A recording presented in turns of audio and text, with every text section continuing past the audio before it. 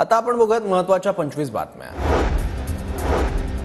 मागे जे झालं ते लाडक्या बहिणींना अर्पण, पण आता नियमात न बसणाऱ्यांनी स्वतःहून नावं काढून घ्यावी, अन्यथा दंडासह वसुली करणार। छगन भुजबळांचा बोगस लाडक्या बहिणींना इशारा।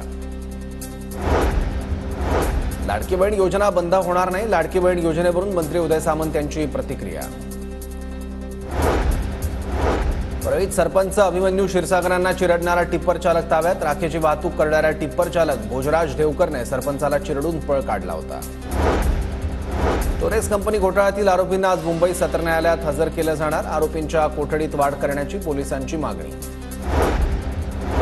टोरेस नंतर ॲक्वा मरीन ग्लोबल कल्चर कंपनीकडून नागरिकांची फसवणूक, भागीदारी सांगून महिन्याला 15% देण्याचं आमिष दाखवलं। कंपनीचा मालक विनय कांबळेला पोलिसांकडून अटक। शक्तीपीठ महामार्गासाठी पुन्हा हालचाली सुरू, MSRDC कडून केंद्रीय पर्यावरण मंत्रालयाकडे प्रस्ताव सादर। अटल सेतू वाहतूक सेवेत दाखल होऊन 1 वर्ष पूर्ण। वर्षभरात अटल सेतूवरून 82,81,000 वाहनं धावली। सागरी सेतूला अद्यापही वाहनचालक प्रवाशांचा प्रतिसाद नसल्याचं चित्र। मुंबईच्या वेशीवर 2027 नंतरही जड आणि अवजड वाहनांकडून पथकर वसुलीची शक्यता। MMRDC कडून लवकरच राज्य सरकारकडे प्रस्ताव पाठवला जाणार। पुण्यात PMP कडून वर्षभरात 18,000 फुकट्या प्रवाशांवर कारवाई। फुकट्या प्रवाशांकडून 1.33 कोटींचा दंड वसूल। नोंदणीकृत नसलेल्या डॉक्टरांवर 9 वर्षात कारवाई करणार, महाराष्ट्र वैद्यकीय परिषदेचा निर्णय।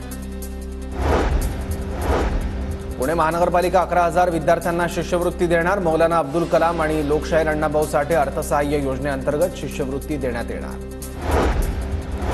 राज्यातील वैद्यकीय महाविद्यालयांमध्ये स्तनपान कक्ष बांधणार। सामाजिक उत्तरदायित्व निधीतून 70 कक्ष साकारणार।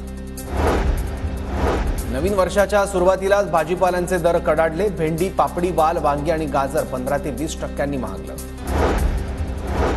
पुण्यात मागणी वाढल्यानं बोरं, लिंबांचे दर वधारले। मकर संक्रांतीनिमित्त बोरांच्या दरात 20% वाढ, तर लिंबाच्या भावातही 10 ते 15% वाढ।